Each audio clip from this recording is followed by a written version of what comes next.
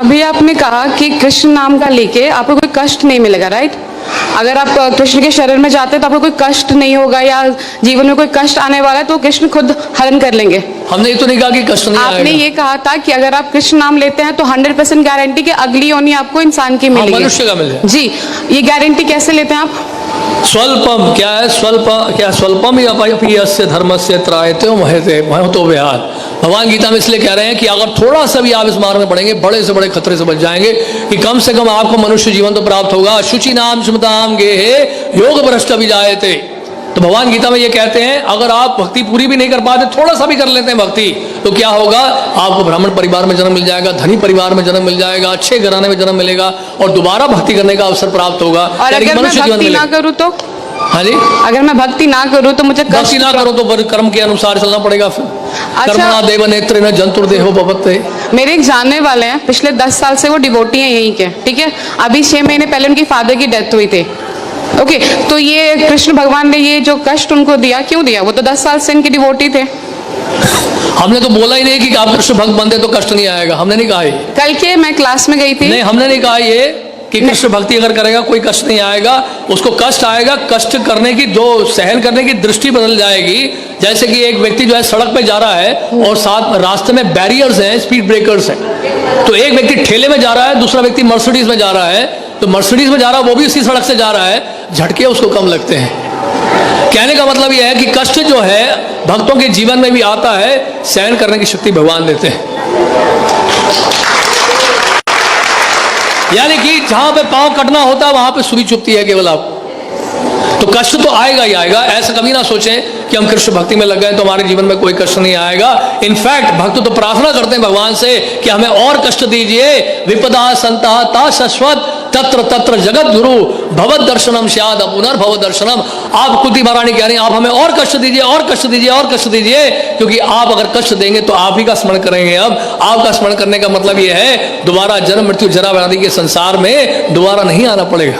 तो आपका कहने का ये मतलब है कि अगर आप कृष्ण, मतलब कुछ भी हो जाए भगवान कृष्ण के शरणों में रहो हमेशा। बस बस ये है पॉइंट। लेकिन कोई पॉइंट नहीं, बिल्कुल बहुत बढ़िया पॉइंट बोला आपने, ताली बजाइए इनके लिए। एक मिनट, ये कोई पॉइंट नहीं होता। अगर भगवान कृष्ण के शरण में नहीं हो तो मेरे पास जरूरी कि मुझे कष्ट, मतलब कष्ट तो वैसे भी आना है जिंदगी में, चाहे मैं रहूं या ना रहूं। जिंदगी में आना है, लेकिन यहाँ से कष्ट का निवारण आपको दिया जा रहा है हमेशा के लिए। जन्म मृत्यु जरा व्याधि के चक्र से आपको हमेशा के लिए छुटकारा पाने का एक सुअवसर प्राप्त हो रहा है।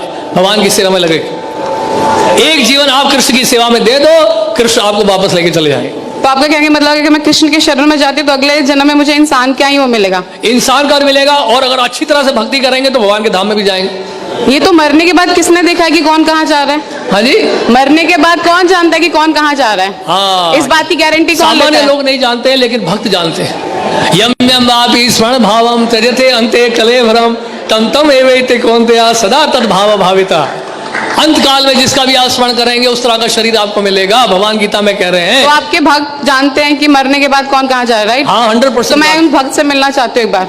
जरूर मिलेगा, क्योंकि मुझे भी जानना है कि कैसे उनको पता चल रहा है कि मरने के बाद जा रहे हैं। उसके लिए आपको प्रोसेस अप्लाई करना पड़ेगा। जिस तरह से कोई आईआईटी के बारे में जानना चाहता है तो हम उसको क्या बोलेंगे, आईआईटी में पहले एडमिशन तो ले लो,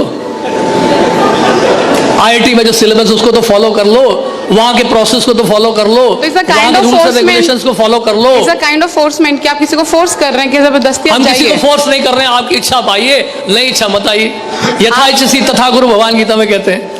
भगवान क्या कहते हैं? किसी ने सुना तो नहीं है ना? भगवान कृष्ण गीता में 18वें अध्याय में कह रहे हैं। भगवान, एक मिनट, ये सिर्फ आपने बुक प्रिंटेड पढ़ा है, किसी ने पर्सनली सुना है भगवान को? पर्सनली किसी ने भी नहीं सुना है। जिस तरह से 2 + 2 4 आपने अपने टीचर से सुना, उन्होंने अपने टीचर से सुना, हमने अपने गुरुदेव से सुना। तो गुरुदेव, हमने प्रभुपाद से सुना। जैसा स्कूल में जाते हैं तो टीचर सिखा रहे 2 + 2 4 गए थे सुनने कृष्ण भगवान से। अपने टीचर से अभी कभी आप हमने पूछा है स्कूल में अपने टीचर से, what is the proof that 2 + 2 is 4?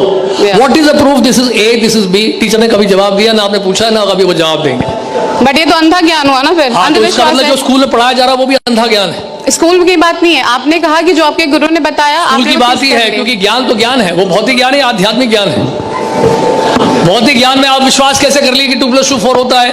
आप कैसे मान लिए ABCD EFGHI JK LMNO है? आपने कैसे विश्वास कर लिया अल्फाबेट्स को? टीचर कहता है मैंने अपने टीचर से सुना, वो टीचर कहता है मैंने अपने टीचर से सुना, राइट? ये है सिस्टम ऑफ अथॉरिटीज को कहते हैं डिसेंडिंग प्रोसेस। इसी तरह से गुरु परंपरा के माध्यम से, एक प्रमाणिक गुरु परंपरा के माध्यम से हम जान पाते हैं भगवान कृष्ण की शिक्षाओं। सबसे पहले आपको ढूंढना पड़ेगा कौन सी यूनिवर्सिटीज हैं बोनाफाइड हैं, कौन से स्कूल हैं जो रिकॉग्नाइज्ड हैं सीबीएसई के द्वारा। उसी तरह से वैष्णव सिद्धांत को समझने के लिए, इस आध्यात्मिक ज्ञान को प्राप्त करने के लिए हमें सबसे पहले ढूंढना पड़ेगा कि प्रमाणिक स्रोत कहाँ कौन सा है जिससे हम भगवान कृष्ण के बारे में जान सकें। इसके लिए हमें शास्त्र पढ़ने पड़ेंगे, तो उन शास्त्रों में इस प्रकार से वर्णित है। और बताइए। बस ठीक है। अल्लाह